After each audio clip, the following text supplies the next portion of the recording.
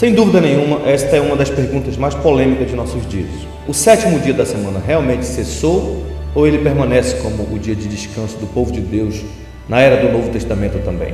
Como todos nós sabemos, o movimento adventista vem crescendo a cada dia, vem ganhando espaço, e por conta disso eles querem obrigar os crentes a guardarem o sétimo dia da semana como o dia de descanso. Eles dizem que eles estão com a verdade a esse respeito.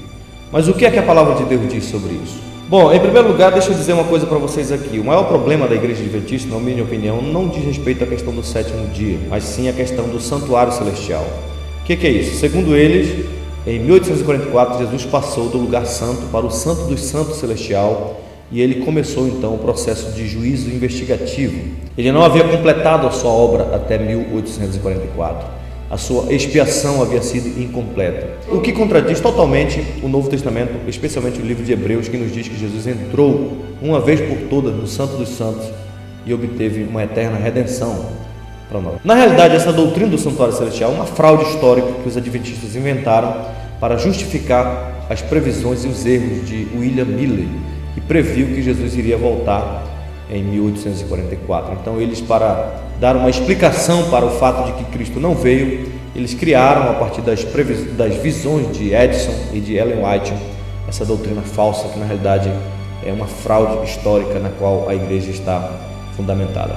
Bom, no que diz respeito ao sétimo dia da semana, vamos ver o que Paulo falou sobre isso. Em Colossenses, no capítulo 2, versículos 16 e 17, Paulo tem uma palavra muito clara a esse respeito. Ele diz: ninguém pois vos julgue por causa de comida, bebida, dia de festas, ou lua nova, ou sábado, porque tudo isso tem sido sombra das coisas que haviam de vir, porém o corpo é de Cristo. O que é que o apóstolo Paulo está dizendo aqui? Qual é o argumento dele? Paulo está dizendo que a igreja de Colossos não pode aceitar a imposição dos ritos judaicos, dos ritos da lei do Antigo Testamento, tais como festas, alimentos, lua nova ou sábados. E por que não, Paulo?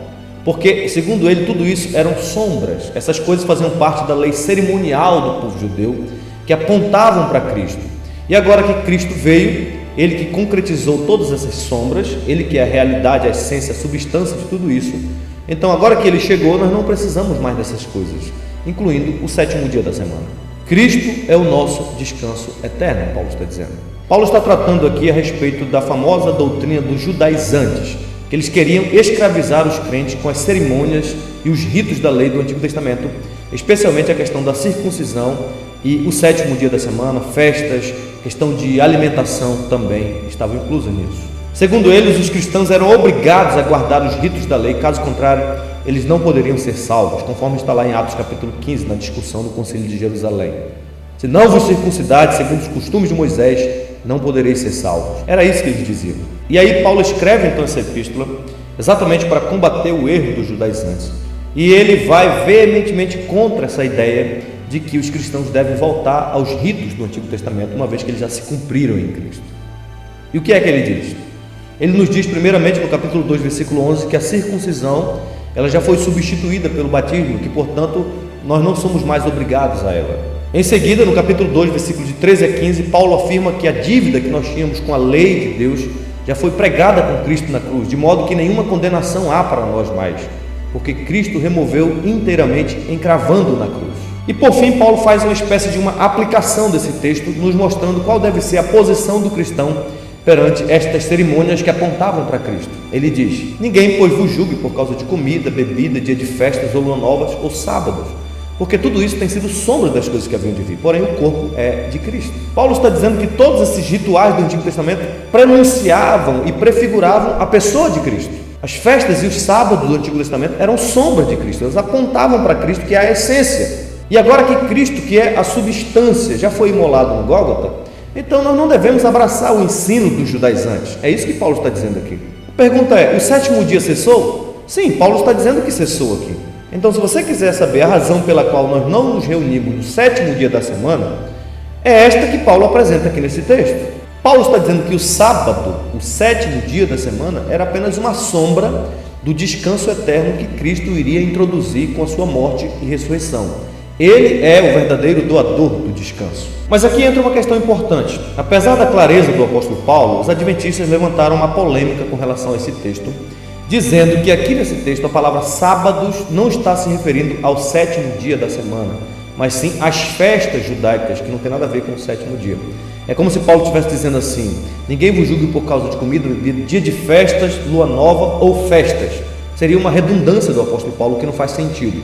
Mas vamos ver biblicamente se realmente é isso que Paulo está dizendo, ou se Paulo está se referindo ao sétimo dia da semana, conforme nós cremos que está. Para entendermos bem, nós devemos lembrar que Paulo está fazendo uso aqui de uma fórmula literária que era muito usada no Antigo Testamento por Moisés, pelos profetas, para se referir aos dias sagrados dos judeus. A estrutura literária usada por Paulo aqui é dias de festas, lua nova e sábados.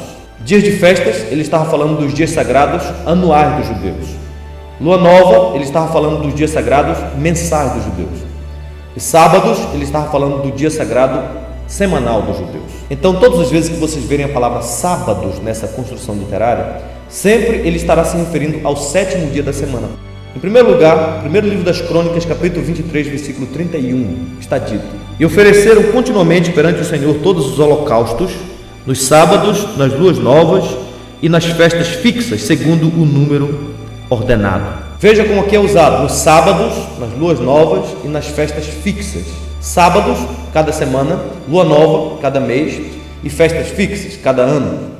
As três coisas que o apóstolo Paulo usa aqui em Colossenses. Também no livro de Neemias, capítulo 10, versículo 32, está dito o seguinte: também sobre nós pusemos preceitos, impondo-nos cada ano a terça parte de um ciclo para o serviço da casa do nosso Deus, para os pães da proposição, e para a contínua oferta de manjares, e para o contínuo holocausto dos sábados e das festas da lua nova, e para as festas fixas e para as coisas sagradas.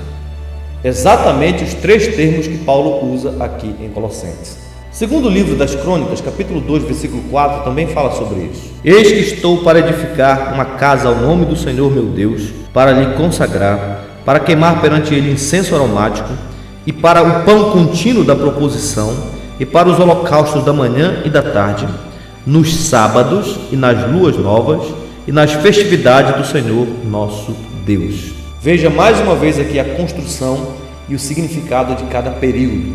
Oséias capítulo 2, versículo 11 também fala algo sobre isso: farei cessar todo o seu gozo, as suas festas, as suas luas novas e os seus sábados. A mesma construção usada pelo apóstolo Paulo. E finalmente nós temos então o texto de Colossenses 2, 16 e 17: ninguém pois vos julgue por causa de comida, bebida, dia de festas, lua nova ou sábados. A mesma construção literária, porque tudo isso eram sombras das coisas que haviam de vir. Então não há razão para nós pensarmos que Paulo, como um bom judeu, está se referindo a outra coisa a não ser a mesma coisa que os profetas e Moisés usaram. Dias de festas cada ano, lua nova cada mês e sábados cada semana.